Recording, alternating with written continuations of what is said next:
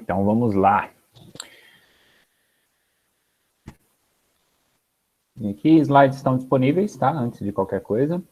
Tarefa também já está disponível lá, são as questões de fixação que eu vou apresentar para vocês no finalzinho da aula. E não se esqueçam, quem não fez a tarefa da aula 2, dá uma olhada, né? Mesmo quem não, se não estiver dentro do prazo ainda, que se eu não me engano ele acaba hoje, ou ontem, eu não tenho certeza, mas dá uma olhada lá se você fez, se não fez, faz e me manda depois separado, tá? Mesmo que seja fora do prazo, não tem problema. A tarefa da aula 2 acaba dia 7, já passou um tempinho já. É dia 7, não, mas podem, é bom até falar, eu vou alterar lá. Era para ter ficado até o dia 11, eu devo ter me confundido com alguma outra disciplina. Mas era até hoje. A gente vai sempre ter pelo menos uma a cada 2 aulas, às vezes vai ser necessário uma tarefa por aula, porque aí o tema, se ele ficar muito complexo, eu preciso que vocês dediquem um tempinho a mais, né? Para fazer. Para pesquisar, estudar e tal, dedicar uma atenção àquilo. Mas a minha intenção é pelo menos manter uma a cada 2 aulas, que são essas que a gente está fazendo ao vivo. E aí, quem não fez, não tem problema. Vai lá, faz, manda depois, pega o meu e-mail, pode mandar no e-mail institucional, no meu e-mail pessoal, chama no WhatsApp, qualquer coisa, tá?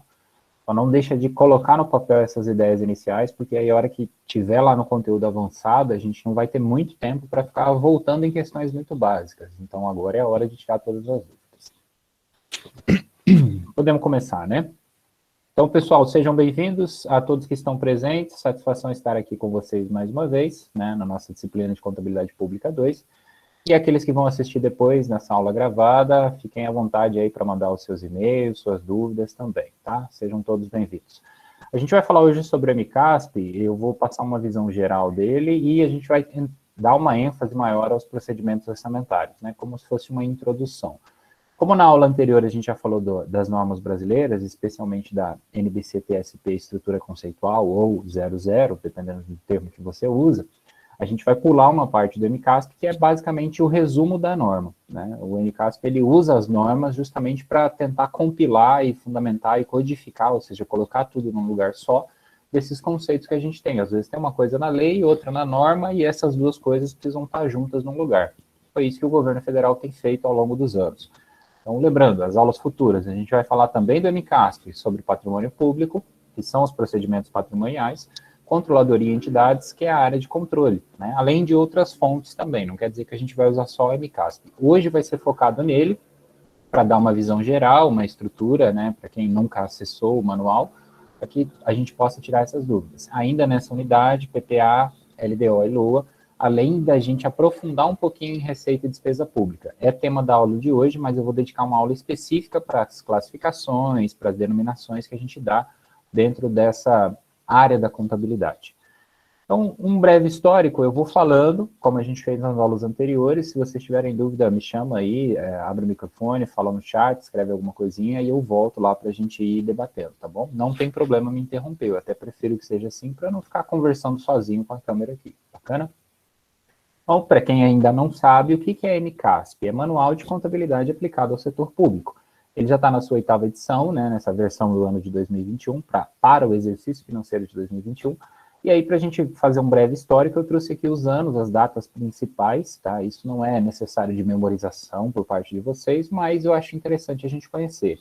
Vem lá de 2008, com as primeiras normas contábeis decorrentes daquele processo de convergência. Então, a gente tinha a NBCT 16, que se dividia, né, 16.1, ponto 2, ponto 3, e ia até a NBCT 16.13.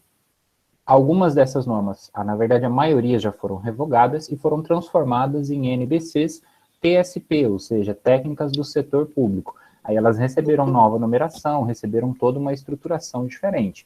Então, hoje, se a gente acessa o Conselho Federal e a sua legislação, a gente já vai direto para as normas atualizadas, para justamente não correr o risco de pegar uma coisa que está em desuso. Em 2009, vem ali a primeira, aliás, em 2008 ainda vem a primeira edição do MDF, como era chamado, né, Manual de Demonstrativos Fiscais, que foram as primeiras tentativas do governo de tentar unificar e padronizar essa contabilidade pelo Brasil como um todo. E aí, em 2009 e 2010, esse manual ele foi sendo ampliado. com novos volumes, sendo codificado ainda, ou seja, tudo trazido para uma única fonte, né, como a gente chama, manual, e aí os volumes foram acrescentando assuntos que vinham sendo discutidos, e às vezes esses assuntos, eles não eram pacificados, né, eles não tinham ali um entendimento, pela maioria dos especialistas, de maneira similar, então havia ainda muita discussão. Com o passar dos anos, isso foi sendo resolvido, o governo foi adotando medidas, trazendo inclusive para a legislação e atribuições por meio de instruções normativas, de quem deveria legislar sobre isso e todo o processo. Até que a gente chega, então, ao Manual de Contabilidade aplicado ao setor público. Mas o seu primórdio vem daí, do MDF, que hoje já não é mais utilizado, né? Até porque a base dele está toda no Manual de Contabilidade. Então, em 2018, foi lançada essa versão que nós estamos utilizando. Em 2019, 2020, que são os anos recentes, ele só foi atualizado com algumas erratas, correções, um ou outro detalhezinho. Tá? Eu não vou entrar no mérito aqui para a gente avaliar um por um, para daí ver quais são as diferenças, mas é isso que vocês precisam saber. Então, já no começo havia essa nomenclatura de procedimentos contábeis patrimoniais, específicos, plano de contas aplicado ao setor público, e aí depois, por exemplo, ali na terceira edição do MCASP, que é o MDF, é a mesma coisa, né? Veio o volume 5, destacando então a evidenciação e consolidação dessas demonstrações, né? E aí, de lá para cá, a grande diferença talvez tenha sido em 2016 para 2017, onde a gente teve um novo plano de contas, que já vem atualizado agora com esse MCASP, né, com essa estrutura nova, para que a contabilidade aplicada ao setor público já seja, então, de uma maneira organizada, padronizada, harmonizada, que é talvez a palavra-chave. Então, mesmo com as especificidades de cada município, o manual ele prevê essas situações, ele prevê e indica caminhos, e o plano de contas também prevê isso, para poder justamente sanar alguns dos problemas que aconteciam. Eu sei que vocês, ou imagino pelo menos, né, a maioria, não trabalha na área pública, principalmente nesse setor de contabilidade. Tudo bem, tranquilo. Talvez a gente, por não ver essas novidades no dia a dia, fique um pouquinho distante. Mas é interessante para a gente conhecer até pelo próprio conhecimento contábil como um todo, né? Porque as terminologias, às vezes, elas são semelhantes e se assemelham, de certa maneira, ao que a gente vê na contabilidade comercial. E aí, de uma maneira geral, o que é esse manual? Ele tem a sua parte geral, que a gente já fez uma abordagem pela norma brasileira TSP, né, a 00, a estrutura conceitual. Então, quem tiver dúvidas sobre essa parte do manual, vai lá naquela aula anterior. Hoje a gente vai ver os procedimentos contábeis orçamentários, num nível de profundidade que eu diria ainda muito raso, né? Mais para recapitular alguns conceitos, para a gente poder entrar nessa linha de pensamento. E existem as outras partes dele também, como o próprio manual é dividido. Próxima aula a gente vai falar de patrimônio público, então nós vamos usar uma parte do manual para estruturar esses conceitos do que são os procedimentos contábeis patrimoniais, além de usar a própria legislação, doutrina e outras fontes de informação. O que nós não veremos, muito provavelmente, eu acredito que não vai dar tempo para entrar, são os procedimentos contábeis específicos, que seria uma espécie de contabilidade pública avançada, né? São procedimentos, eu vou mostrar para vocês daqui a pouco, mas que vão falar, por exemplo, do regime próprio de previdência social, ou então dos fundos de participação, o Fundeb e outros que se assemelham. Então, para entrar nessas discussões agora, a gente já teria que ter dominado tudo isso da contabilidade pública, né? E às vezes só estudar o Fundeb leva ali 4, 5 aulas.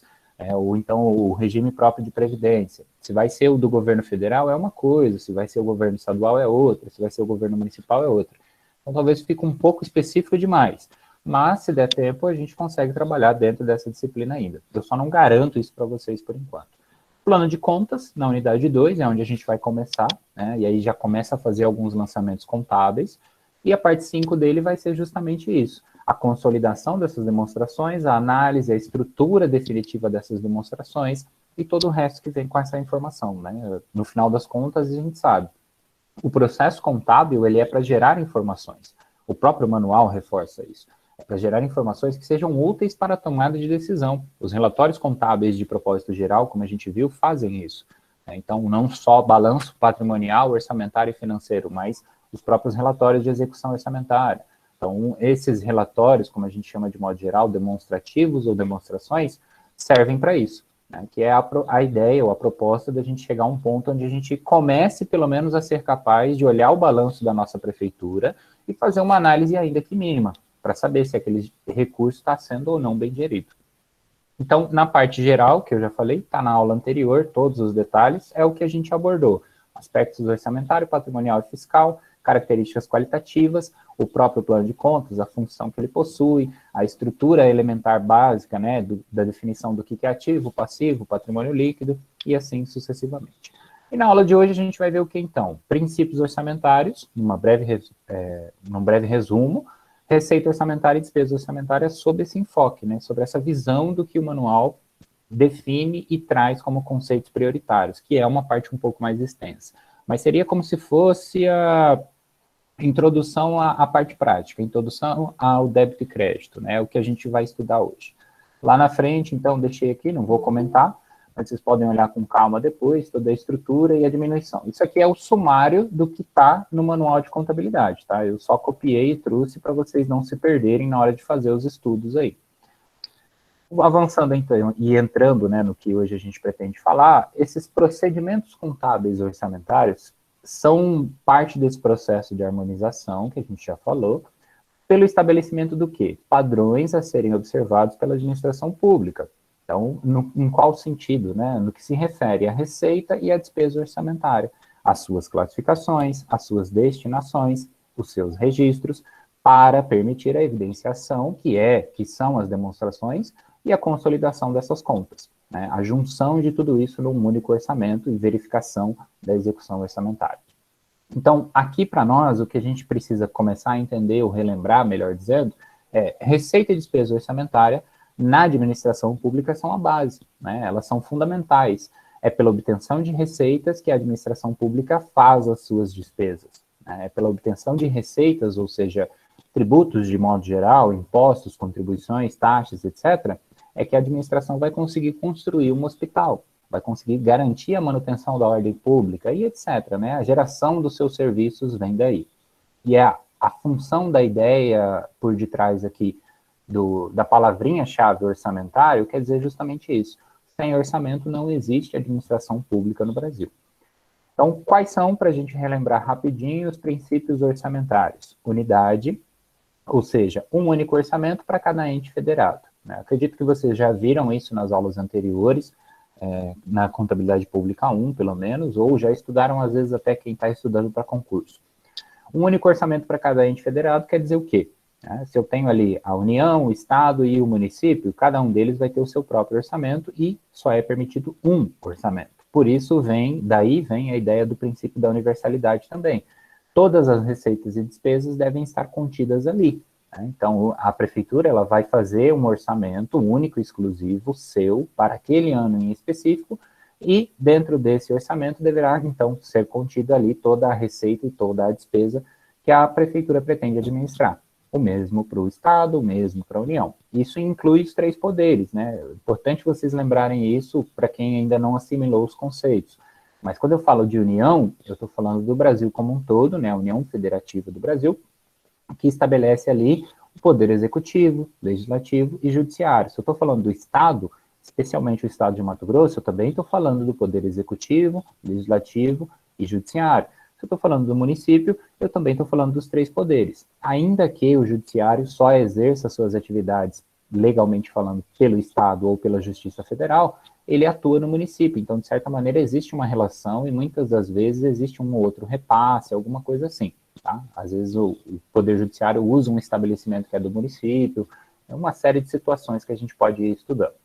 Anualidade, o exercício financeiro é o mesmo que o ano civil, 1º de janeiro a 31 de dezembro, sem discussões em relação a isso. É bom porque aí fica mais fácil para a gente lembrar. Então, eu vou elaborar uma LOA, ela tem que conter tudo o que vai acontecer do dia 1º de janeiro até o dia 31 de dezembro daquele ano. Exclusividade quer dizer o quê? Eu não vou colocar nada que seja diferente ou estranho, que é a expressão que a lei usa, né, para previsão, em relação à previsão de receita ou fixação de despesa.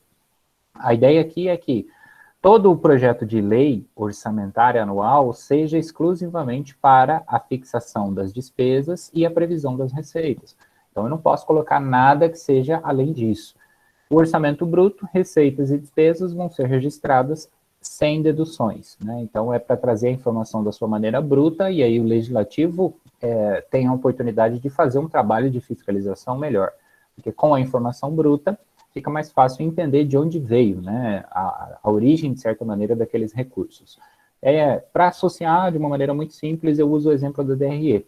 Vocês começam pela receita operacional bruta, e aí chega um determinado momento que a gente encontra a nossa receita operacional líquida, por exemplo, né, ou o resultado líquido lá no finalzinho.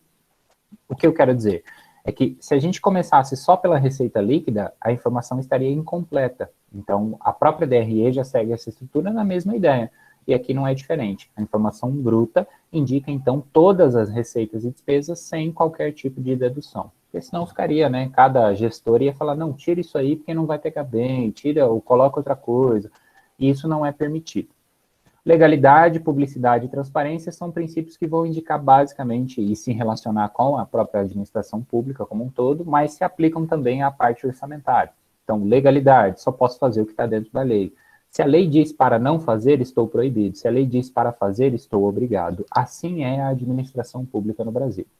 Publicidade, notoriamente utilizado, né, os veículos de comunicação oficial, como, por exemplo, o Diário Oficial da União, o Diário Oficial do Estado, o Diário Oficial do Município, né, que a gente tem pela MM aqui também, e uma série de outros exemplos. E transparência é levar isso um pouquinho mais adiante, disponibilizando a informação como um todo para a sociedade, cada vez de maneira mais compreensível, inclusive. Não vinculação da receita, e o manual também traz, tá? Esses que eu estou falando são só os que o manual traz, existem outros, mas ela vai destacar o quê? É proibida a vinculação de receita e em algumas exceções é permitido. Então, a vinculação de receita é o quê? É falar, olha, eu vou receber R$10 de IPTU e esses R$10 estão vinculados ao gasto que eu vou ter em específico com um órgão, um departamento ou uma despesa em específico, como a construção de um hospital. Então, essa vinculação, ela não é permitida na administração pública. Daí que vem aquela ideia que muita gente, vocês já devem ter ouvido isso pelo menos no semestre passado, na disciplina número 1, em que a gente fala assim, olha, IPVA não é sinônimo de estrada boa. IPVA só é sinônimo de, você só paga o IPVA porque você tem propriedade sobre aquele veículo.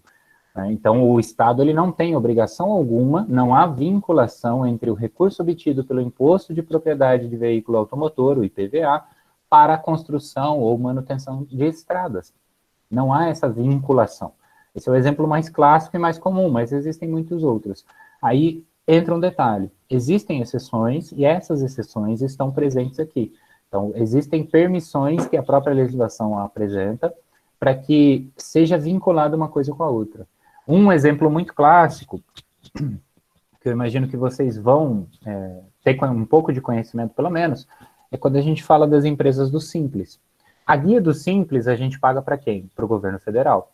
O repasse do ICMS que está incluso na guia do Simples, quando é feito por lá, ou do ISS, é feito pelo governo federal. Então há uma vinculação ali. O governo federal ele tem uma despesa com o município de Tangará da Serra, porque parte daquele dinheiro que ele recebeu é para ele uma despesa, porque ele vai ter que devolver para o município. Ele só foi um agente intermediário, arrecadador, digamos assim.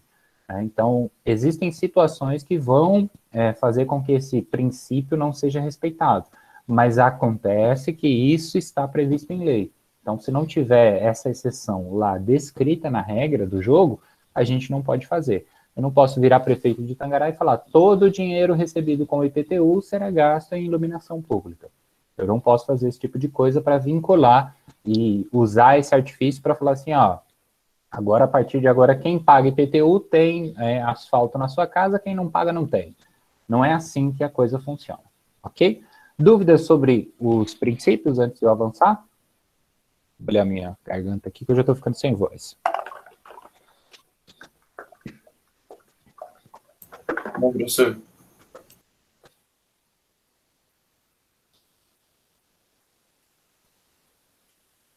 Falando mais alguma coisa aí no chat, não? Que eu não tenha visto.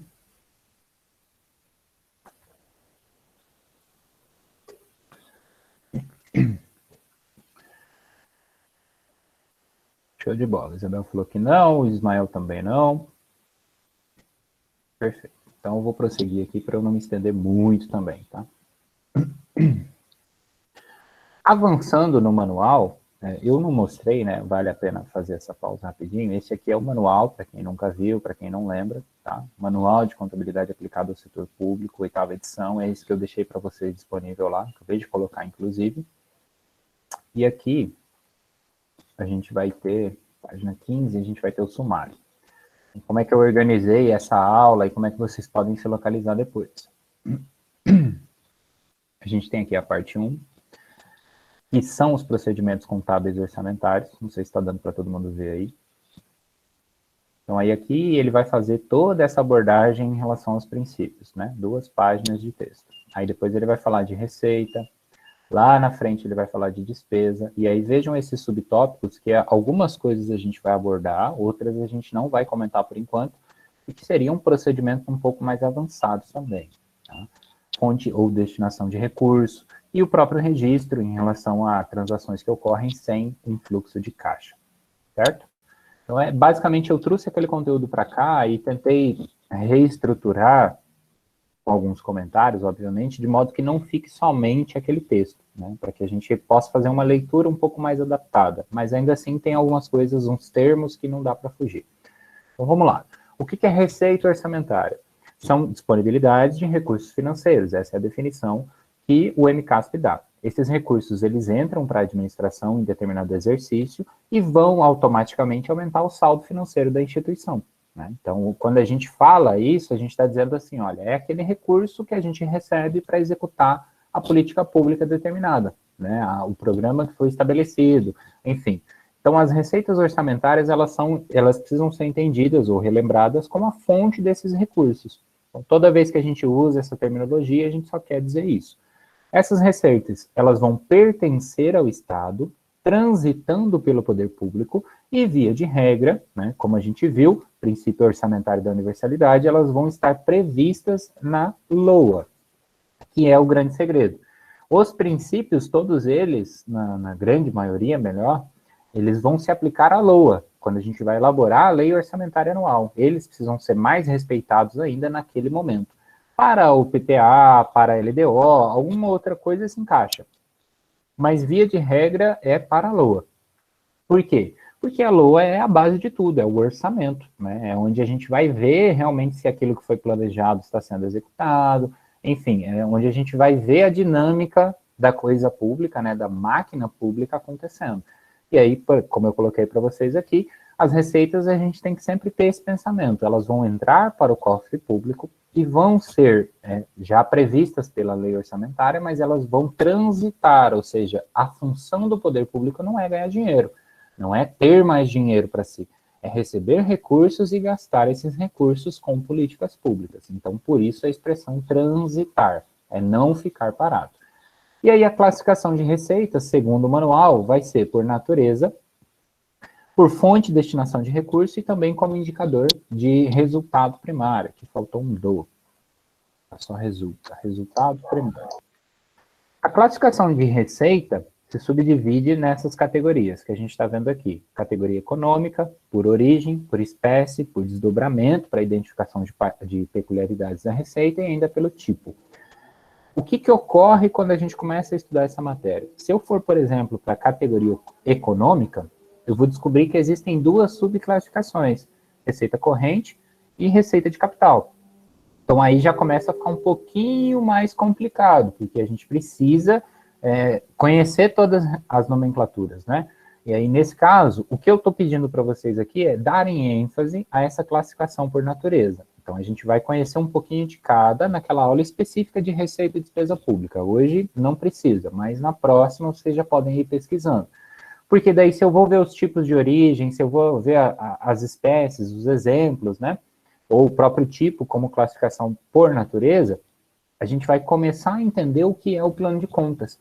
Porque que ele tem aquela estruturação. E isso vai ser interessante porque na hora que a gente chegar a fazer os lançamentos contábeis, a gente precisa do plano de contas, né? Quando vocês vão fazer isso para qualquer área da contabilidade, sem plano de contas não existe empresa, não existe patrimônio empresarial. E para o setor público a regra é a mesma. A diferença é que o setor público vai ter um plano de contas em 3 aspectos. Orçamentário, que aí vai ter receita e despesa orçamentária, patrimonial, como a gente já conhece, e adaptado ao poder público, e de controle. né, que é a parte de fiscalização, análise de custos e etc. Então, o plano de contas ele vai ser subdividido em 3 grandes áreas. E uma dessas áreas são esses procedimentos contábeis e orçamentários que a gente está vendo. E aqui, nesse sentido, só a classificação por natureza também já se dedica aí uma aula inteira e a gente não esgota o assunto. Então, imagina estudar também fonte ou destinação de recurso, ou o próprio indicador de resultado primário, e assim sucessivamente. Então, não daria para abordar tudo, mas eu quero que vocês se atentem e comecem a entender. Se você pesquisar, por exemplo, receita orçamentária tem uma definição. Receita orçamentária é classificação por natureza, ou ainda classificação por categoria econômica, classificação por origem, espécie, e assim sucessivamente, tá? Então, realmente é muita coisa para a gente poder ir estudando. E aí, aqui eu deixei o próprio gráfico do manual, né? Achei que ficou bem didático para a gente entender essas etapas, que também é um raciocínio interessante.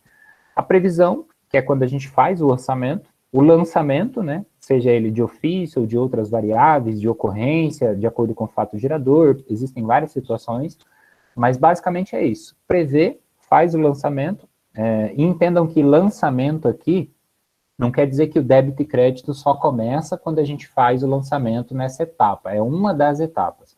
Tem lançamento contábil de previsão, tem lançamento contábil de lançamento, propriamente dito, tem lançamento de arrecadação, tem lançamento de recolhimento. São 4 estágios, né, que nós poderíamos dizer assim, 4 etapas que ocorrem para a Receita Pública transitar pelo recurso ou pelo cofre público de modo geral. Então, primeiro se prevê, depois se faz o lançamento dessa previsão, mediante a autorização legislativa, a arrecadação, que é outra etapa que a gente vai estudar também mais profundamente, e o próprio recolhimento, que é quando a gente de fato recebe, a gente na perspectiva poder público. E essa arrecadação ela vai acontecer por meio de caixas e bancos, né, pela própria tesouraria da prefeitura ou por agente intermediário, de modo geral, e aí a gente vai fazer essa classificação, principalmente pela natureza, para daí dar uma destinação a ela, que é outra classificação mais específica ainda. Então, percebam que a dinâmica do processo aqui é um pouco complexa de início, mas se a gente se dedicar a entender essa base, esse pilar, com as 4 etapas, já fica muito mais fácil. A gente já vai diferenciar o que é previsão, o que é lançamento, o que é arrecadação, o que é recolhimento. E quando a gente começa a esclarecer isso, fica mais didático para poder executar, por exemplo, um débito e crédito. Dúvidas sobre a receita? Slide anterior, as classificações. Vejam que o MCASP ele não é exatamente um livro esquematizado, né? Ele meio que joga as suas coisas na cara assim e fala, se vira, decifra esse enigma aí. Dúvida não fiquei, mas sobre as classificações eu acho que eu nunca tinha ouvido falar, eu estranhei um pouco, talvez eu precisa ler de novo depois para mim ter uma memorização boa. Vocês estudaram receita e despesa, né? Tiveram uma aula sobre isso? Sim, sim. Eu acredito que sim, pelo menos. Talvez esteja falando de diferentes, né? Mas enfim. Provavelmente, a abordagem foi feita para falar sobre a categoria econômica. Né? Então, o professor chegou lá e falou, ó, existe receita orçamentária e extra-orçamentária. Aí, aprofundando um pouquinho, existe receita corrente e receita de capital. Ou ainda aprofundando um pouquinho, essas são as origens da receita. Né? Se ela é tributária, se ela é de impostos, se ela é de taxa, contribuição, e assim sucessivamente. Quando a gente olha realmente o plano de contas, é uma coisa, você vê que a gente tem uma imaginação de que o poder público ele é grande, né? E aí quando isso é colocado no papel, quando a gente vê tudo que o poder público tem ou pode ter, digamos assim, a partir de um plano de contas, realmente é gigantesco. E aí, é claro, eu estou passando o básico do básico, porque eu acredito que a gente precisa dominar ter uma noção mínima, né? Mas conforme vocês, eu vou realmente fazer um concurso público, já começa a estudar de agora. E daqui 4 semestres, né, quando você tiver terminado a faculdade ou terminando, você já vai ter pelo menos esses conceitos básicos dominados, e aí você pode avançar para o nível das questões de concurso público, por exemplo. Né, também não daria para trabalhar no poder público sem antes passar por uma prova, né, sem antes passar por um teste mínimo de conhecimento. Imagina, se eu chego lá e não sei nada, como é que eu ia fazer toda essa padronização? Então, é mais ou menos um processo, uma via de mão dupla. E aí, para continuar, despesa orçamentária é o contrário da receita, né? É toda transação que vai depender de autorização legislativa, isso é importante a gente entender, mas é o gasto do poder público, né? Acontece muito na forma de consignação de dotação orçamentária. Vamos traduzir isso aí. Dotação é quando a gente dá o crédito para alguém. Então, imagina o seguinte, você pega alguém da sua família e fala assim, ó, pode ir lá na padaria, fala que você está comprando em meu nome, que lá eu tenho nome limpo, o pessoal lá me conhece, eu tenho crédito com eles. Crédito significa o quê? Confiança, né? O débito e crédito, lembram disso? A origem e o destino. Então, aqui, para nós, essa confiança é passada por meio de uma autorização legislativa. Então, em resumo, você faz essa proposta, você é executivo, né? E o legislativo vai olhar e falar, tudo bem, isso que você está propondo parece bom, vamos concordar, aprova a LOA, e aí você volta para executar aquilo que foi aprovado. Mas você só executa aquilo que foi aprovado.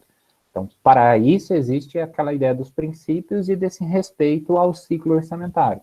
Então, aqui quando a gente fala na forma de consignação, né, destacada aí a dotação orçamentária, eu estou falando o quê? A consignação é repassar isso para alguém. Então, eu estou passando para você esse crédito, esse direito de executar aquilo, né, para que possa, então, ser efetivado esse processo. A classificação de despesa pode ser dada, segundo o MCASP, por institucional, funcional, estrutura programática e também por natureza.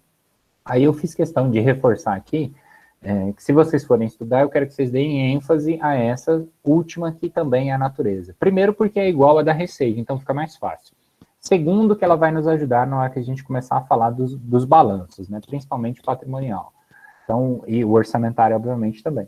Mas a classificação econômica é talvez o assunto que vocês mais devam focar nesse momento inicial. Tá? Então, vai lá, estuda o que é receita corrente, o que é despesa corrente, o que é receita de capital, o que é despesa de capital. As subclassificações vocês já vão ver que é suficiente para te ocupar durante um semestre inteiro. Mas a gente vai dar conta de resumir tudo isso aí e usar de uma maneira um pouco mais prática. Continuando ali, a gente vai ter os créditos adicionais, ou melhor, iniciais primeiro, né, que é a chamada dotação, que é o que eu falei para vocês. Eu vou lá, peço autorização para gastar aquele dinheiro. A premissa é, olha, eu sei que eu vou arrecadar R$1.000, né, então eu vou lá e peço autorização para gastar esses R$1.000 da forma ABC. Então, o que o pessoal do Legislativo vai fazer é isso. É olhar e falar, tudo bem, essa é a melhor forma de gastar o dinheiro que você vai arrecadar. Enquanto acontece o processo, a execução orçamentária, aí a discussão muda completamente. Mas é preciso uma previsão inicial para que todo mundo conheça essas regras, né, para que todo mundo jogue o mesmo jogo, digamos assim. Não daria para o Poder Executivo falar uma língua e o Legislativo falar outra coisa. Então, é necessário que haja uma confluência entre esses poderes, e o Judiciário está no meio de tudo isso, inclusive, tá? Não pensem que ele fica excluído dessa brincadeira, não, porque ele participa e participa bastante até. Aí um não concorda, vai lá e chama o juiz, né? O outro não concorda, vai lá e responde para o juiz também, e assim sucessivamente. Créditos adicionais, que é um termo muito comum também, se relaciona com a despesa, né? A gente chama de crédito adicional porque são autorizações de despesa não computadas, né, ou insuficientes naquela previsão inicial. Então, eu faço lá a minha dotação, que nada mais é do que dizer, olha, eu tenho direito, crédito, para executar tudo isso aqui. Eu vou receber tudo isso de impostos. Então, eu quero gastar dessa maneira. Aí, ao decorrer do processo, eu vou perceber que vai faltar um pouquinho de dinheiro naquela previsão inicial. Porque, por exemplo, eu vou fazer uma obra, eu imagino que essa obra vai me custar R$100.000. E quando a obra vai andando, ela passa a custar 120. Ela passa a custar 130. Eu preciso pedir esse adicional, se eu tiver dinheiro, obviamente, que aí tem um conjunto de regras infinitas, praticamente, para delimitar o uso de créditos adicionais, né, para fazer esse pedido. Mas a ideia é essa. Faltou dinheiro, eu vou lá e peço para usar um pouquinho mais. Se tiver folga no orçamento, o pessoal vai olhar e falar, tudo bem, de onde é que você vai tirar isso? Aí você explica, não, é porque a outra obra que eu estava fazendo ficou mais barata. Também era 100 mil, mas sobrou 20. E a gente já terminou, então eu tenho 20 aqui que eu quero usar lá agora. E assim o jogo vai acontecendo. Então, despesa orçamentária é tudo aquilo que é previsto como gasto da administração pública, crédito adicional é uma despesa adicional. Né? É tudo aquilo que vai vir depois que não foi previsto inicialmente. E aí percebam que, assim, existem limites, vão existir regras para o pessoal não chegar e falar, ó, vou gastar só 100 mil. E aí, na verdade, já se sabia que a previsão era gastar 200. Então, o texto da lei, a mecânica aqui do processo, tenta coibir um pouco certas práticas. Nem sempre funciona, né? Mas existe muita regra para conseguir executar o orçamento público. E isso inclui, por exemplo, as regras de créditos adicionais. A gente vai também, na próxima aula, falar um pouco mais sobre isso. Despesa orçamentária, então, ela vai ter 4 etapas. Alguns defendem que são 3, mas eu prefiro utilizar as 4 aí. Fixação, empenho, liquidação e pagamento. Execução é sinônimo de empenho, tá? A gente vai estudar também o detalhamento dessas etapas ao longo do processo. Mas, em resumo, fixação é o momento do orçamento, também tem um débito e crédito para isso. Empenho é um momento onde você realmente já aprovou o orçamento, aprovou, então agora é a hora de fazer o lançamento, né, para poder gastar esse dinheiro. É quando você compromete aquele recurso. E fala, ó, estou empenhando aqui para construir um hospital, mais uma vez, né, uma obra. Então, aquele dinheiro está comprometido. Liquidação é um... Professor, licença, essa execução, esse empenho seria como se fosse a provisão para fazer algo, é isso? É mais ou menos esse raciocínio. Eu só não uso a expressão provisão, porque provisão também acontece no poder público. E não é necessariamente um sinônimo, entendeu? Mas é mais ou menos esse raciocínio, sim. É porque aí é o comprometimento daquele recurso. Então, no momento que eu faço um empenho para uma coisa, eu não posso fazer com aquele mesmo dinheiro, aquele mesmo saldo, né, para outra coisa. Então, no momento que eu coloco o empenho, eu estou dizendo assim, olha, estou assinando que eu vou fazer aquela obra realmente. Então, já sei que eu não vou, para o resto do orçamento, eu não vou contar com aqueles 100 mil reais, né? E aí eu já comprometo parte daquele crédito que o pessoal me deixou gastar. O pessoal, o poder legislativo. Então, é mais ou menos nesse raciocínio. Parece muito com a provisão, mas a gente também tem provisão para o poder público. E aí, às vezes, pode confundir um pouco. Tá? Inclusive, no MCAS tem um capítulo dedicado só para isso também, que a gente vai ver lá nos procedimentos patrimoniais. Né? Procedimentos contábeis patrimoniais. Tá certo? Mas se você seguir por esse raciocínio, não fica fora, não. Só lembra que pode ter uma confusão de nomenclatura. Tá bom, obrigado. Liquidação vai ser uma etapa onde eu vou lá e vou verificar se tudo aquilo que eu comprometi realmente está sendo executado da maneira como foi determinada, né? Muitas vezes a liquidação é muito associada a exemplos de compra. Então, por exemplo, eu faço uma compra de estoque, primeiro aquela compra de estoque tem que estar fixada no meu orçamento, que eu ia fazer. Aí eu executo, ou dou o empenho, então eu faço o pedido para a papelaria. A papelaria vai me trazer lá uma resma de folha. Né? A folha tem que ser A4. A liquidação vai ser um momento onde eu vou olhar aquele bem físico ou não físico e vou olhar, é uma folha de A4? Está nas condições que eu pedi? Está de acordo com o pedido do empenho, digamos assim, com aquilo que foi combinado? Sim. Se tiver, eu faço o pagamento, que é o último estágio. Se não tiver, todo o processo recomeça. Então, aí eu volto para a área de empenho, ou, enfim, dependendo de qual for o problema, isso retoma algumas etapas, para daí, ó, devolvo o papel para essa papelaria e fala, não, veio aqui uma folha, sei lá, A3, e eu pedi A4, e tem que ser A4, porque o empenho, o que está previsto lá é esse tipo de papel. Então, é só um exemplo muito simples, né? Ah, eu faço uma compra de computadores, e aí eu comprei 50, veio 49, vou pagar? Não. Como poder público, eu sou obrigado a fazer esse processo de liquidação, que é onde eu vejo e falo assim, opa, a gente pediu 50, mas só chegou 49. Então, eu não posso, por enquanto, fazer o pagamento. Informo lá o fornecedor e falo, ó, está faltando um computador aqui. Ou então, pediu 10 notebooks e veio 10 computadores de mesa. Tá igual o que foi combinado? Não tá. Mais uma vez, volto o processo, não vou fazer o pagamento. E pagamento é a saída do caixa, né? É literalmente o dinheiro saindo, o recurso público sendo gasto. Que é por isso que é a última etapa, obviamente, né? Aquele momento em que o dinheiro se transforma em bens ou serviços para a sociedade. Aí dentro desse tópico ainda, existem outros dois que a gente precisaria estudar, eu não vou falar hoje, mas deixei aqui só para não passar em branco. São os restos a pagar. Essa nomenclatura é muito utilizada e, em resumo, ela significa todas as despesas que foram empenhadas no exercício atual ou anterior, mas não pagas ou canceladas, como acontece, até 31 de dezembro do exercício financeiro vigente. Dois tipos. Resto a pagar processado, que que são aquelas já liquidadas, e não processados, que são a liquidar ou em liquidação, né? Pode acontecer dos dois casos. Restos a pagar é uma coisa que é mais interessante a gente estudar lá na frente, quando a gente estiver falando do próprio balanço orçamentário, por exemplo, do balanço financeiro também, enfim, porque eles vão ser mais úteis em exemplos lá. Por enquanto, eu só quero que vocês entendam. É um dinheiro que não foi pago ainda, por isso esse nome, né? É um recurso que eu deveria pagar para alguém, porque provavelmente aquilo foi comprometido anteriormente.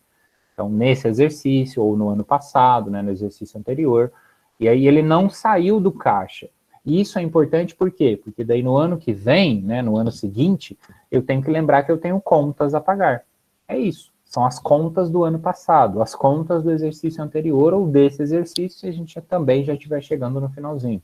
Tá? Então, pode acontecer dentro desse processo da administração pública isso. Ah, não liquidou ou liquidou, mas ainda não pagou e tal. Porque cada uma dessas etapas não vai acontecer na mão de uma única pessoa dentro de uma prefeitura, por exemplo. Seria humanamente impossível.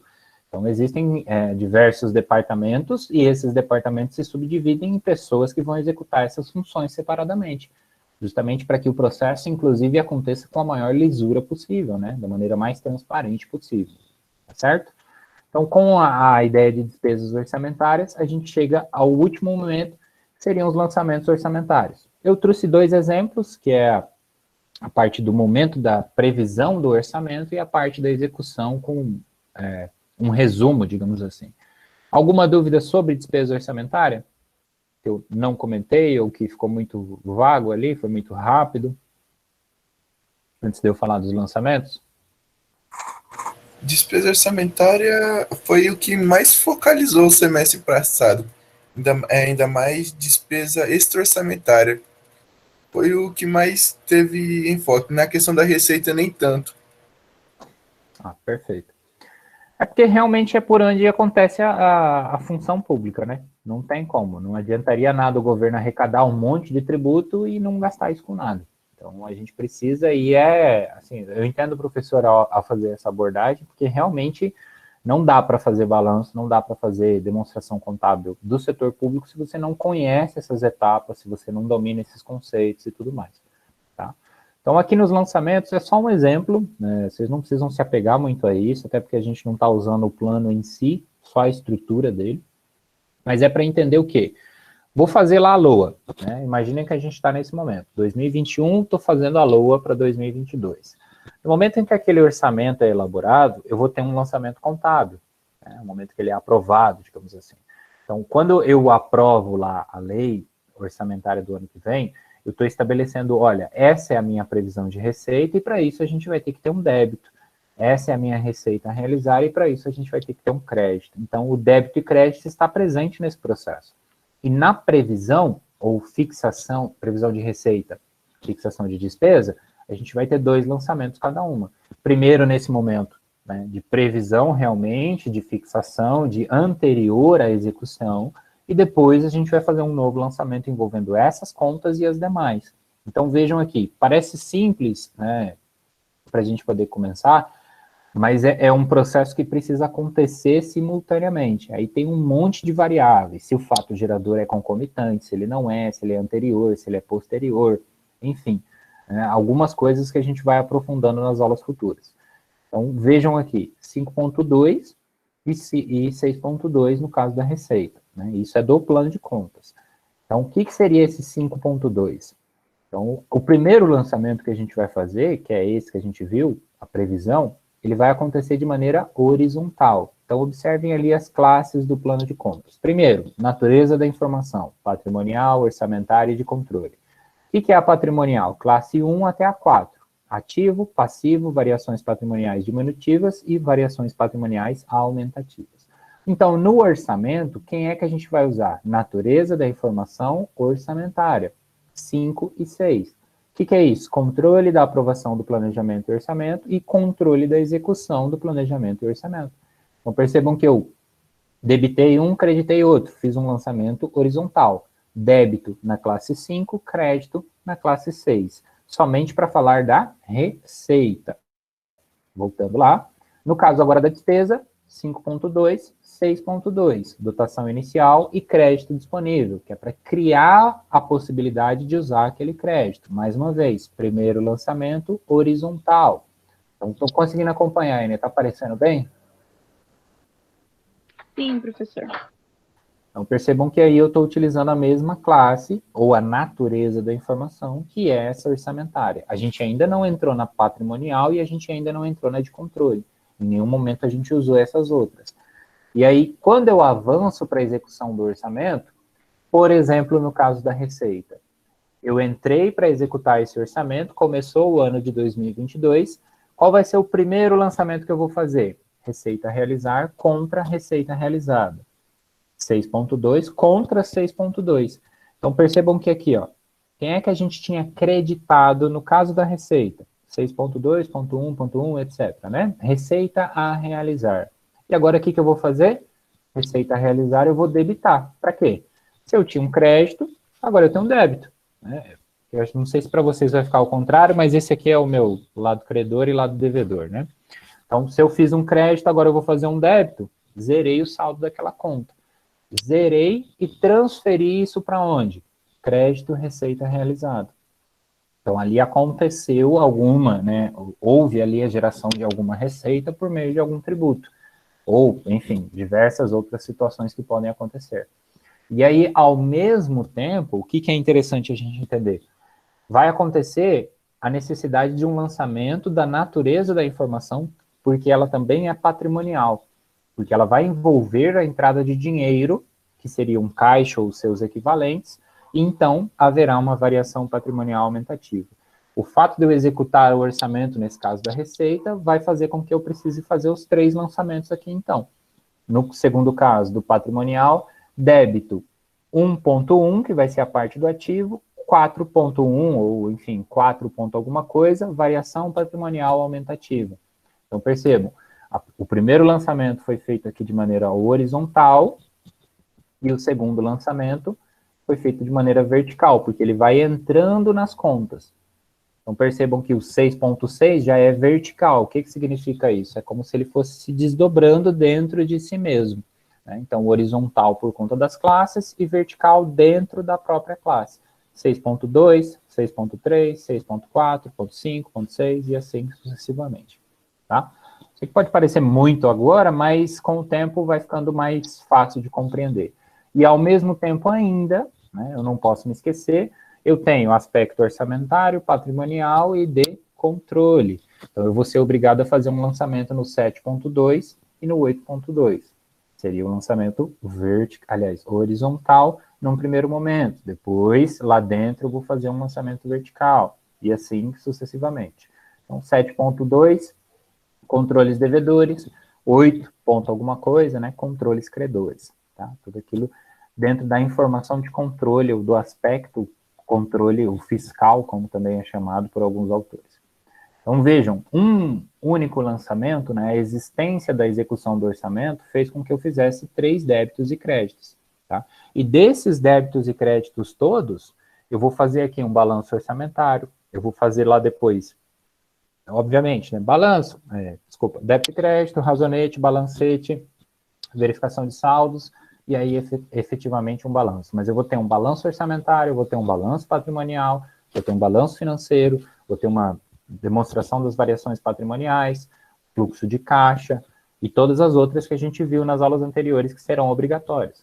Elas vão vir justamente daqui. Então, a essência da ciência contábil do débito e crédito é o mesmo, a diferença é que agora é um pouco mais complexo. Né? Porque uma coisa gera 3 lançamentos. Se gera 3 lançamentos, quantos razonetes eu tenho aqui? A partir desses razonetes, eu vou precisar apurar o saldo de cada uma delas e, efetivamente, após a apuração de saldo, efetuar as demonstrações contábeis, que é o balancete ou o próprio balanço diretamente. Então, percebam que é só um pouco mais extenso, mas a lógica por detrás, se você já aprendeu a fazer débito e crédito, você vai conseguir fazer o débito e crédito da contabilidade pública também. Beleza? Aí alguém ia falar? Pode falar. Só uma duvidazinha. Quando ele está, não na horizontal, quando ele está na vertical, ele não muda de valor, ele só muda o lugar, ou tipo, a cara dele, né? O valor se trata do mesmo, não é isso? Na horizontal também. O valor tem que ser o mesmo para o débito e para o crédito. Aqui é o que, se eu entendi direito, né? O que você quis dizer é que não muda a classe, né? O 6 na horizontal, eu vou ter aqui, por exemplo, 5.2 contra 6.2, né? Na vertical, eu vou ter 6.2 contra, sei lá, 6.3. Então, aí é a mesma classe. Classe 6, execução do orçamento, né? Então, eu não sei se foi nesse sentido, mas lembra sempre que o aspecto do débito e crédito, se eu fiz ali, previsão de receita, R$100, né? Para ser mais claro aqui. Se eu tenho uma previsão de 100 aqui, eu preciso obrigatoriamente ter o mesmo saldo, no sentido de valor, para esse outro lançamento. E é exatamente esse 100 que eu vou utilizar para dar baixa aqui, né? Eu preciso obrigatoriamente debitar esse 100. Seja ele executado, realmente, mas arrecadou menos. Aí eu vou lançar de acordo com aquilo que foi arrecadado e essa diferença vai ser justificada por uma outra conta também. Mas no final das contas, esse receita a realizar vai ter que ser zerado. E assim, continuamente, né? De acordo com as etapas. Entendi. Não, isso aí era o padrãozinho. A minha dúvida era assim, dentro da linha vertical, no ativo, por assim dizer, vai ter mais de uma forma de visualizar um certo valor do que necessariamente dentro do passivo? Por exemplo, no ativo, esse valor ele vai ser demonstrado com 3 nomes, ou alguma coisa, 3 lançamentos, mas é a mesma coisa. Ele só fica migrando para mostrar onde que está. É isso? Isso, exatamente. Porque daí eu vou ter, principalmente na parte de orçamento, isso vai acontecer bastante. Porque na parte patrimonial não acontece tanto, mas no orçamento a gente vai ter várias etapas. Por isso que a gente viu essa lógica aqui atrás, ó. Receita orçamentária, etapas. Então eu vou ter um débito e crédito para essa parte de previsão, um débito e crédito para esse lançamento. É a mesma informação, tá vendo? Às vezes aqui, ó, entre a previsão e a arrecadação, mudou uma coisa ou outra, né? Porque arrecadou menos, arrecadou mais, mas a lógica do processo é essa, sim. Você vai ter exatamente a mesma informação correndo por essas etapas até efetivamente um recolhimento, perdão, e depois desse recolhimento, ou paralelo, digamos assim, a gente vai ter as etapas da despesa também. Então, a fixação da despesa, a execução, a liquidação e o pagamento vão acontecendo simultâneos, né? Eu arrecado dinheiro e, ao mesmo tempo, eu também estou pagando, ou liquidando e pagando as despesas que foram orçadas. Mas a informação, de modo geral, toda ela é uma só, sim. Aquele saldo, ele vai meio que migrando de conta em conta para você saber em que etapa que está. E aí, a consolidação das contas é justamente o fechamento desse processo. Né, que daí o município, para fechar realmente e ver o seu balanço patrimonial, ele vai depender do quê? De saber desde o momento daquilo que foi orçado até os processos de execução e efetivamente os saldos finais, que podem muitas vezes incluir a ideia de restos a pagar ou de receita a receber, porque às vezes previu um IPTU, mas aquela pessoa não pagou o IPTU. Aquela conta o município não esquece. Porque tem outra LOA que ele vai deixar de lado aquilo lá. Ele vai falar, opa, você não pagou do ano passado, então vamos jogar ela porque você vai pagar esse ano também. E existem algumas outras manobras que o pessoal costuma utilizar. Entendi. Show de bola. E aqui eu deixei o exemplo também da parte da despesa, né, especialmente no aspecto do empenho, que seria uma continuação, né, essa execução do orçamento, mas vai seguir a mesma ideia. A diferença é que, a gente viu que receita, variação patrimonial aumentativa, relaciona-se com quem? Ativo. Despesa, variação patrimonial diminutiva, relaciona-se com quem? Passivo. Tá? Então, a diferença das classes vai se dar nesse sentido na parte patrimonial. Mas o orçamento continua a mesma coisa. Então, aqui eu vou na parte vertical, 6.2, 6.2.2 ou 6.2.1, né? Dependendo da etapa, de como que está, que tipo de despesa que é e tudo mais, mas a ideia geral vai ser a mesma. Entrou para a classe 6, agora vertical, tudo vertical, dentro daquela classe até chegar num saldo final, né, no momento final de apuração ou pagamento, enfim, de verificação final para fechamento de demonstração contábil. E aí depende do plano de contas, né, depende do que você quer colocar de informação ali. Eu só quero que vocês realmente criem essa visão de que muitas das ocasiões a gente vai ter que fazer 3 lançamentos. esses 3 lançamentos são executados simultaneamente. Por isso que a gente chama natureza da informação, para saber, ó, isso aqui vai ser para fechar o balanço orçamentário, isso aqui vai ser para fazer o balanço patrimonial, de controle para os relatórios fiscais, e assim sucessivamente. Aí aqui, né, como eu já mostrei para vocês, eu finalizo os meus comentários. Se vocês tiverem dúvidas, eu deixei aqui algumas perguntinhas. A primeira delas é o que trata o MCASP na sua parte original, geral, desculpa, e é aquela aula anterior, basicamente o que vocês aprenderam. A aula de hoje, né, procedimentos contábeis orçamentários, PCO, e também pedir para vocês falarem um pouco com as suas palavras e tentar exemplificar, explicar na medida do possível o que são essas etapas da receita e da despesa. Então, tenta fazer um raciocínio como se você fosse a prefeitura, né, como se você fosse o governo do estado, o governo federal, enfim, para você imaginar e associar com coisas que você vê no seu dia a dia, né, para tentar deixar mais claro esses conceitos teóricos. Então, para quais são os estágios ou etapas, né? Eu coloquei com as duas terminologias porque às vezes vocês vão procurar pela internet ou em livros relativamente antigos, né? E alguns vão falar de um jeito, outros vão falar de outro, mas para mim é a mesma coisa. Alguns, inclusive, diferenciam. Falam que dentro das etapas existem estágios. Eu prefiro não diferenciar. Para mim é a mesma coisa, então só quero que vocês digam com as palavras de vocês. Tá? Eu sei que vocês vão falar assim, agora que estava ficando bom, né? Agora que a gente está começando a ver o débito e crédito. Mas é que antes de falar da aula específica de receita e despesa, não adianta muito eu aprofundar aqui. E daí a gente precisa separar cada uma delas. Dúvidas gerais? Já são 10 horas. Não, professor.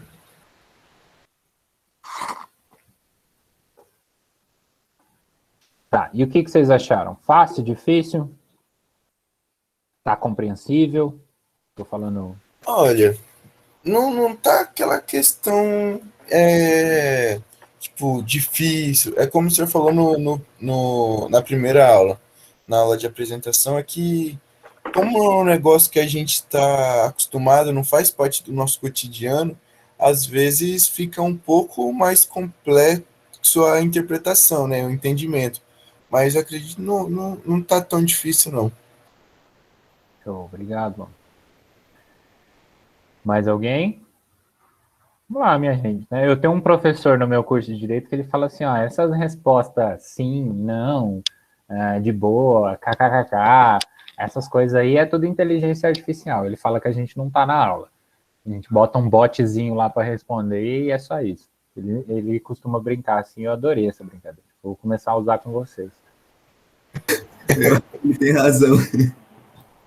Então, me digam aí o que vocês estão pensando, o que Eu passou pela vou cabeça. configurar meu bot aqui para fazer umas perguntas mais difíceis. Aí, Professor, eu achei assim, é difícil, mas não é impossível, né? E agora, olhando os lançamentos, eu vi que sim, quando eu estudei a Pública 1, com o professor Rogério, a gente começou a fazer sim uns lançamentos. Daí eu lembrei dos 5, 6, 7, 8 de controle ali, daí eu lembrei, a gente fez um pouco de lançamento sim. Claro que a gente lembra muita coisa, né? Mas já deu para dar uma lembrada aí. Perfeito, que bom. É um bom sinal. É muita coisa. Na verdade, não é que é difícil, às vezes é muita informação por espaço de tempo. E aí, na verdade, eu, por exemplo, vou ter que rever tudo, desde o começo de novo. Acompanhar. Tranquilo. Inclusive, Poliana, eu estou trabalhando com a disciplina de Contabilidade Pública 1 também, tá? Então, dentro lá do meu canal do YouTube, você vai achar os vídeos que eu já postei dessa outra matéria. Então, às vezes, né, você vai preferir achar outro professor, também não tem problema nenhum. Porque o pessoal de concurso, eles costumam fazer uma abordagem mais profunda, né? Então, eu acho até mais interessante. Só que, eu não estou estudando para concurso, não quero, para mim, eu quero focar no conteúdo da aula mesmo, pela abordagem que o professor faz. Aproveita os outros vídeos que eu estou postando, que daí às vezes vai aparecer. Igual, por exemplo, hoje eu tive aula com eles de princípio orçamentário.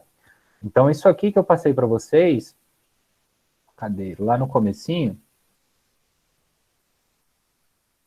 os princípios, e eu trouxe aqui o resumo do resumo desse conteúdo, né? Lá com eles, das 19 até umas 8 horas hoje, a gente fez uma aula detalhando e discutindo um por um. Então, às vezes vai ser mais interessante. Não sei se por ser o mesmo professor ajuda ou piora, né? Mas se ajudar, eu estou só reforçando. Dá uma olhadinha lá, ou qualquer outro assunto também. Ah, professor, não estou achando sobre os princípios, me indica um vídeo aí, manda lá no grupo, eu vou procurar, vou caçar, vou assistir, os que eu já assisti, eu tenho todos salvos, marcadinhos, e eu recomendo para vocês. O que não pode realmente é igual você falou, saber que não está lembrando, já viu, mas não reconhece, e não ir correr atrás, porque daí a hora que a gente chegar nessa parte aqui, ó, que é a unidade 2, aqui do plano de ensino, né? A gente vai ter escrituração, aí é só débito e crédito. Só que é só débito e crédito baseado nessa teoria. Então, aí chegou lá na unidade 2, vai falar do plano de contas propriamente dito. Não vai dar muito certo, porque daí eu vou estar falando, variação patrimonial aumentativa, variação patrimonial diminutiva, despesa orçamentária e extra-orçamentária, receita corrente e receita de capital, vai parecer grego. Então, tem que aproveitar essa primeira unidade para vocês capricharem nessa revisão teórica, por isso que eu separei assim, para quando chegar lá no momento de discutir realmente escrituração, consolidação de conta, balanço orçamentário, a gente está craque nesse assunto. Né? Mesmo que lá daí tenha uma dificuldade no débito e crédito. Isso eu garanto para vocês. Débito e crédito vai ser a coisa mais fácil. Tá? Vai ser a parte mais tranquila. O problema realmente é lembrar todo esse montante de teoria que a gente precisa passar primeiro. E vocês já estão metade do caminho, né? Já vivenciaram aí bastante, já tem uma bagagem bem boa. Então, acho que vai ser bem bacana. Professor, não sei se alguns estão fazendo assim, por exemplo, eu e umas amigas minhas que estão aqui nessa matéria, a gente está fazendo 2 públicas juntas, que é publicar 2, senhor, e de manhã a gente faz publicar 3. De qual faculdade que vocês são? De Cáceres, de manhã. Do campus de Cáceres. Ah, perfeito. É porque aí, aqui, por exemplo, em Tangará da Serra, a gente não tem pública 3. Tem no PPC, né, no plano do curso, mas não é adotado. O pessoal, aqui, o pessoal de Tangará da Serra para na disciplina 2. Então, eu nunca olhei a ementa da pública 3, mas eu imagino que vai fazer uma abordagem mais ou menos nesse sentido, né? É bem puxado. Professor, o mais difícil eu acho que é estudar à noite. A gente estuda de manhã, é muito difícil. Vai se adequando aí, pode ficar tranquila. Vai se ajustando. Não tá dando para acompanhar ao vivo? Tira um tempinho de dia aí, reserva um horáriozinho. As aulas vão ficar gravadas lá. Eu sei que é meio esquisito. As minhas agora voltaram também, eu já estava desacostumado e tem que ir se adaptando. Inclusive, estou tendo aula agora. Se eu não me engano, eu tenho aula hoje de direito administrativo. Salvo engano, direito administrativo ou processual. Alguém mais? Fala. O da noite é mais difícil, porque aí junto o cansaço também. Eu prefiro a noite, de manhã eu durmo. Tem tudo isso. Aí, às vezes, se tiver essa disponibilidade durante o dia para descansar, perfeito. Agora, o pessoal que vai trabalhar o dia inteiro, vai chegar às 6 horas, recebe a minha notificação lá, a vontade de vir não vem, né? Assim, se for depender só da vontade mesmo, a gente não estaria aqui. Mas eu acho que vocês ainda estão no curso e estão firmes e fortes, vocês gostam do que vocês estudam. Eu acho isso maravilhoso. Tem uma galera que às vezes chega no 7º semestre e pergunta assim, você gosta de contabilidade? Não. O que você está fazendo na faculdade? Para não desistir, né? Para não... Já vim tão longe, para que desistir agora? Quem que falou que não gosta muito? Cálita, eu não gosto muito não. Você sabe o que eu acho? Que às vezes essa impressão é porque você não estudou todos os ramos que tem. Então tá parecendo uma coisa meio distante ainda, talvez. Mas sei lá. Exatamente, eu também penso isso. Eu já tô começando a pensar que eu tenho sim que investir mais, sabe? Porque aí eu fico só nessa mentalidade de não gosto, e não me aprofundo em nenhuma área. Aí depois você vai querer tirar um registro, você vai querer fazer esses 4 anos valer a pena, e você vai ter que voltar a revisar, fazer um cursinho de CFC para revisar toda essa teoria depois, porque deixou passar batido. E às vezes é interessante até eu, por exemplo, acho que eu comentei isso com vocês em outras ocasiões, assim, se for considerar até o terceiro ou quarto semestre, eu também não era muito fã, não. Não tratava isso como uma prioridade na minha vida, não. Mas hoje eu entendo que isso, talvez questão de idade, época e tudo mais, né? Hoje essa outra faculdade eu já trato com um pouco mais de seriedade, porque para mim não Questão de basta ter salário tempo. também, Questão de quê? de monetário. Também, exatamente. Exatamente. Assim, ó, a vida não muda muito, não. A gente não é, acabou a faculdade, alguém te entrega um emprego no colo e você está garantido pro resto da sua vida. Infelizmente, isso não acontece, né? Então, vai ter que estudar a vida inteira, vai ter que superar desafios a vida inteira também. Mas é como eu disse, se vocês estão aqui até agora é porque realmente vocês estão interessados em poder adquirir um pouco de conhecimento. E isso é o segredo, né? Conhecer as coisas é o que nos faz tomar melhores decisões e, com um pouquinho de sorte, talvez, não sei se dá para chamar assim, a gente alcança o que a gente quer. Então, quem quer ficar rico, corre atrás do dinheiro. Quem quer ficar feliz, corre atrás da felicidade. Quem quer descansar, também corre atrás dessa disponibilidade de tempo, faz o dinheiro trabalhar para você. Né? Muitos caminhos que vocês podem tomar aí. Sobre o conteúdo, antes de eu encerrar aí, alguma outra dúvida, comentário? Professor, só uma aqui que deixa eu passar. Lá nas suas atividadezinhas que você falou, qual que é a diferença da pergunta 1 para a pergunta 2 lá? Que eu não tinha entendido. A primeira pergunta é MCASP parte geral. O que é parte geral? É essa base. Vou voltar aqui. Aqui, ó. É onde ele vai falar sobre contextualização. A gente não viu hoje, tá? A gente viu um pouco disso, só que, de certa maneira, até um pouco mais profundo. Na norma brasileira, na NBC-TSP 00, estrutura conceitual, que foi a aula anterior, a aula 3. Tá? Então, olha pelo manual. Você vem aqui no manual. Eu vim aqui rapidinho. Voltar para o sumário aqui, perdão. Vou apertar aqui, ó. Parte geral. São, deixa eu ver aqui, da 21 até a 30, mais ou menos, né? São 9 páginas. Mas é só coisa básica, assim, uma visão geral. Assiste a aula anterior ou, se você já assistiu, dá uma lida nesse material. Porque ele só vai falar tudo aquilo que a gente já falou nos termos dele, tá? Então, eu estou perguntando exatamente isso. O que ele diz na parte geral? Aí a outra pergunta é, o que ele diz na parte de procedimentos contábeis orçamentários, que é essa parte 1, que é o que a gente viu hoje. E daí, se vocês fossem ler pelo manual, vocês iam da página 31, que está aqui embaixo, a parte 1, até, deixa eu ver, penso eu que a despesa orçamentária, até aqui, o final. 142. Vocês iam da página 30 até a 142. Então, os slides de hoje resumiram mais ou menos isso, só que eu não falei, por exemplo, da fonte de destinação, eu não falei do registro contábil em relação a transações que não têm o efeito prático de fluxo de caixa, porque eu acho que não vale a pena ainda, né? Não é um negócio que vai ajudar a gente no estudo por enquanto. Mas se vocês quiserem ler também, tirarem dúvidas, pode me mandar lá, pode perguntar sem problema nenhum. Eu só não vou cobrar isso de vocês agora, porque eu não acho interessante. Mas pelo menos até aqui, né? Ó, 134 vai ser suprimentos de fundos, a gente também não falou, despesas de exercício anterior também não, a gente parou em restos a pagar. Conceituando muito brevemente e falando. Mas, ó, aquele exemplo que eu trouxe para vocês, ele vai estar todo aqui. Então, deixa eu dar uma olhada aqui para a gente ver, só para finalizar o raciocínio.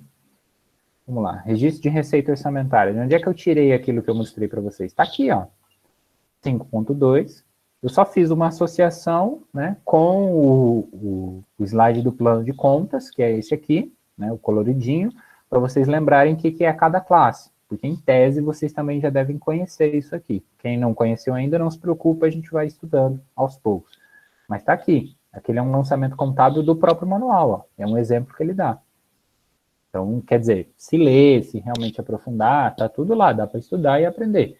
Eu só fiz o resumo para a gente não precisar ficar discutindo todos esses detalhes. Ó. Aí eu teria que entrar, superávit financeiro, não vale a pena também por enquanto. Cancelamento de despesas inscritas em restos a pagar. Poxa, não lembro nem o que é restos a pagar, o que é cancelamento, o que é despesa inscrita então. Não faz sentido, né? Acho que não precisa avançar tanto assim. Mas dá uma lida, vê o que vocês entendem, volta para os slides, vê o que o professor comentou no vídeo, tem que ir juntando essas peças do quebra-cabeça. Ficou claro? Pergunta 1, parte geral. Pergunta 2, parte 1, PCO. PCO significa Procedimentos Contábeis Orçamentários. Beleza, ficou show. Outras dúvidas, mas se não, a gente encerra por aqui. Acredito que podemos encerrar por aqui, então, professor. Tá. Lembrem-se que, assim, carga horária 2 horas, tá? Eu sei que é cansativo, mas então, em tese, vocês deveriam o quê? Acabou a aula, pega as questões para responder de agora até as 11 horas, como se a gente estivesse na sala de aula. Ah, tô cansado, não vou fazer. Beleza, tem até o dia 18 para entregar, tá? Então, já postei lá, mas não deixem de ir fazendo essas atividades, porque daí eu sei quem que realmente está acompanhando, está mantendo um cronograma em ordem de tarefas aí, tudo certinho, porque isso vai ajudar vocês também numa eventual necessidade. Ah, poxa, errei uma questão na prova porque confundi um conceito. E aí, às vezes, se eu vejo que está participando, fez o exercício certo, eu sei que a pessoa sabe. Então, eu consigo usar isso para melhor avaliar o processo ensino-aprendizagem, né? O vai e vem da coisa. Show? Então, obrigado, tá? Aos que permaneceram por aqui. Agora já são 10h10 no meu. Então, eu vou agradecer, dispenso todos vocês, fico à disposição, mais uma vez, né? Manda uma mensagem, ou manda um e-mail, qualquer dúvida. O que eu não souber, a gente corre atrás junto para responder, que eu também não sou dono das respostas, mas tenho certeza que com a dedicação de vocês, o empenho, como eu tenho visto até agora, a gente vai avançar bastante nessa disciplina, tá bom? Obrigado, valeu, um abraço para todos vocês, boa noite, bom descanso e até a próxima. Boa noite, professor. Tudo de bom. Boa noite, professor. Valeu.